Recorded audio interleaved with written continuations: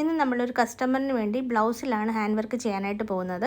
ഇതെനിക്കൊരു customer അയച്ചു തന്ന ബ്ലൗസിൻ്റെ മെറ്റീരിയലാണ്. അപ്പോൾ ഇത് അവർ ടൈലറിനെ കൊണ്ട് നെക്കും അതുപോലെ സ്ലീവും ഒക്കെ മാർക്ക് ചെയ്തിട്ടാണ് എനിക്ക് അയച്ചു തന്നിരിക്കുന്നത്. അപ്പോൾ അതിൻ്റെ ഉള്ളിൽ ഹാൻഡ് വർക്ക് വരുന്ന പോലെ വേണം നമ്മൾ ഡിസൈൻ ചെയ്തെടുക്കാനായിട്ട്. അപ്പോൾ അതിനനുസരിച്ചുള്ള ഒരു ഡിസൈൻ ഞാൻ വരച്ച് റെഡിയാക്കിയിട്ടുണ്ട്. എൽബോ സ്ലീവാണ് കേട്ടോ വരുന്നത്. അതിൻ്റെ ഇത്രയും പോർഷനിൽ ഹാൻഡ് വർക്ക് വരുന്നുണ്ട്. മുകളിലോട്ട് പ്ലെയിൻ ആയിട്ടാണ് കേട്ടോ വരുന്നത്. ഇതാണ് അതിൻ്റെ നെക്കിൻ്റെ പാറ്റേൺ. അപ്പോൾ ഇത് രണ്ടും നമ്മൾ ക്ലോത്തിലേക്ക് ഒന്ന് ട്രേസ് ചെയ്തെടുക്കണം. കാർബൺ ഷീറ്റ് യൂസ് ചെയ്തിട്ട് ഞാനൊന്ന് ട്രേസ് ചെയ്തെടുക്കുവാണ്.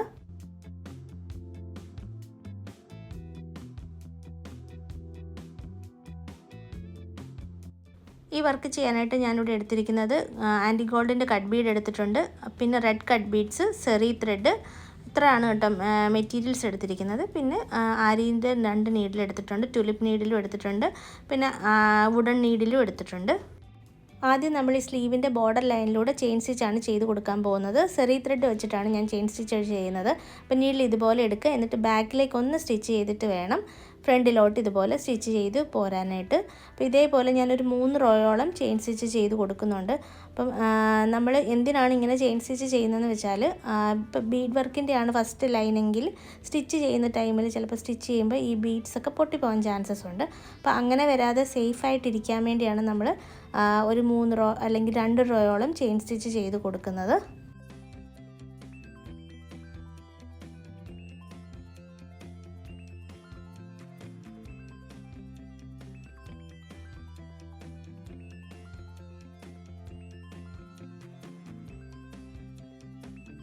ഇപ്പം 3 റോ ചെയിൻ സ്റ്റിച്ച് നമ്മൾ ചെയ്ത് കഴിഞ്ഞു. ഇനി അടുത്ത റോ കട്ട് ബീഡ് വെച്ചിട്ടാണ്. അപ്പം നീഡിൽ ഇതുപോലെ എടുത്തിട്ട് ഒന്ന് ബാക്കിലേക്ക് സ്റ്റിച്ച് ചെയ്തിട്ടാണ് ഞാൻ ബീഡ്സ് സ്റ്റിച്ച് ചെയ്ത് കൊടുക്കുന്നത്.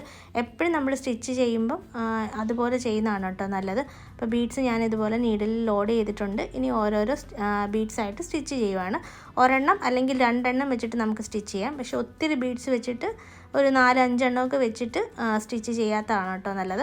അങ്ങനെ ചെയ്ത് കഴിഞ്ഞാൽ ഫ്രെയിമിലിടുമ്പോൾ കുഴപ്പമുണ്ടാകത്തില്ല. പക്ഷേ നമ്മൾ ഫ്രെയിമിൽ നിന്ന് അത് റിമൂവ് ചെയ്ത് കഴിയുമ്പം ബീഡ്സ് ഇങ്ങനെ ലൂസായിരിക്കുകയും തൂങ്ങിക്കിടക്കുകയും ഒക്കെ ചെയ്യാൻ ചാൻസസ് ഉണ്ട്. അപ്പോൾ എപ്പോഴും നല്ലത് ഒരു ബീഡ് അല്ലെങ്കിൽ 2 ബീഡായിട്ട് സ്റ്റിച്ച് ചെയ്യുന്നതാണ്.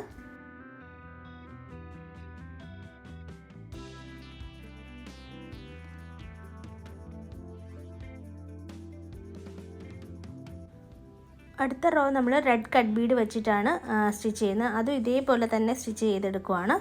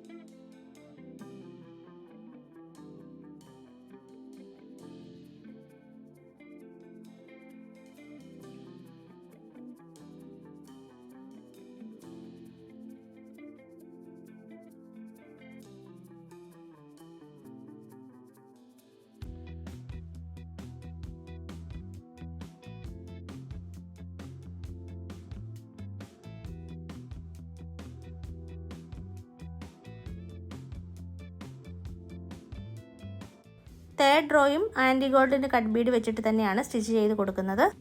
ഇനി ഫ്ലവർ ചെയ്യാനായിട്ട് നടുക്ക് നിന്ന് ഇതുപോലെ നീഡിലെടുത്തിട്ട് ബാക്കിലേക്ക് ഒന്ന് സ്റ്റിച്ച് ചെയ്തിട്ട് അവിടെ നമ്മളൊരു റെഡ് കട്ട് ബീഡ് ഒന്ന് സ്റ്റിച്ച് ചെയ്ത് നോട്ട് ചെയ്തെടുക്കുവാണ്.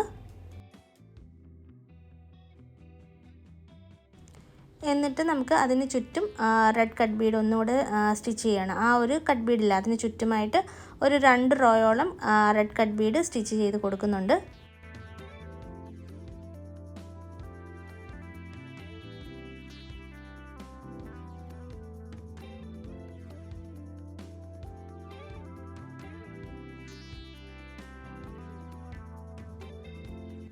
ഇനി ഇവിടുന്ന് നമ്മൾ ത്രെഡ് എടുക്കുകയാണ്. ത്രെഡ് എടുത്തിട്ട് ഒരു 4 കട്ട് ബീഡ് ഒരുമിച്ചെടുക്കണം. ഒരുമിച്ചെടുത്തിട്ട് പെറ്റലൊന്ന് ഫില്ല് ചെയ്യാനായിട്ട് പോവുകയാണ്. അപ്പോൾ ഇതുപോലെ എടുത്ത ശേഷം അതിൻ്റെ ഉള്ളിലേക്ക് ബീഡ്സ് ഇൻസേർട്ട് ചെയ്യുക. ആൻറ്റി ഗോൾഡിൻ്റെ കട്ട് ബീഡാണ് കേട്ടോ എടുക്കുന്നത്. ഒരു സ്റ്റിച്ച് ചെയ്യുക, അതിൻ്റെ തൊട്ടടുത്ത് തന്നെ അടുത്തൊരു സ്റ്റിച്ചും കൂടെ ചെയ്യുക. വീണ്ടും ഇവിടെ ഒരു സ്റ്റിച്ച് ചെയ്യുക, വീണ്ടും ഒരു ഷോർട്ട് സ്റ്റിച്ചും കൂടെ ചെയ്തിട്ട് അടുത്ത സെക്ഷൻ ബീഡ്സും കൂടെ ഇൻസേർട്ട് ചെയ്ത് കൊടുക്കുകയാണ്. ഈ ഒരു രീതിയിൽ നമ്മൾ ചെയ്യണം. അപ്പോൾ അതിൻ്റെ തൊട്ടടുത്ത് ഈ ഷോർട്ട് സ്റ്റിച്ച് ചെയ്യുന്നത് ആ ഒരു ബീഡ്സ് നേരെ നിൽക്കാൻ വേണ്ടിയാണ് കേട്ടോ. അപ്പോൾ പെറ്റലിൻ്റെ സൈസ് എത്രത്തോളം ഉണ്ട് അത്രയും ബീഡ്സാണ് നമ്മൾ വെക്കേണ്ടത്. അപ്പോൾ എനിക്കിവിടെ ഒരു 4 കട്ട് ബീഡ് വെച്ച് കഴിയുമ്പോഴാണ് കറക്റ്റായിട്ട് വരുന്നത്. അങ്ങനെ ഒരു 4 റോ അല്ലെങ്കിൽ 5 റോ ചെയ്യുമ്പം ഒരു പെറ്റൽ കംപ്ലീറ്റ് ആവും. ഇതേപോലെ എല്ലാ പെറ്റൽസും നമുക്ക് ഫില്ല് ചെയ്തെടുക്കണം.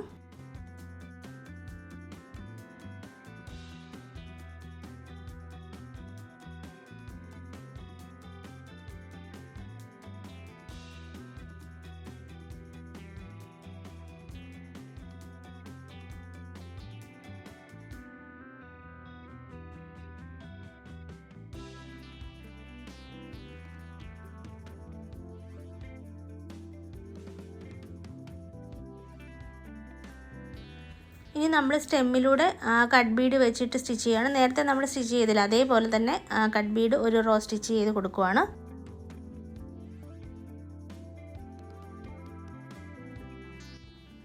ഇനി ലീഫ് ചെയ്യാനായിട്ട് ഒരു 3 കട്ട് ബീഡ് ചെരിച്ച് വെച്ചിട്ട് ഒരു ലോങ് സ്റ്റിച്ച് ഒരു ഷോർട്ട് സ്റ്റിച്ച്, വീണ്ടും ഒരു ലോങ് സ്റ്റിച്ച് ഒരു ഷോർട്ട് സ്റ്റിച്ച് ചെയ്തിട്ട് വീണ്ടും കട്ട് ബീഡ് ഇൻസേർട്ട് ചെയ്യുക. എന്നിട്ട് ഇതേപോലെ തന്നെ അതൊന്ന് ഫില്ല് ചെയ്തെടുക്കുവാണ്.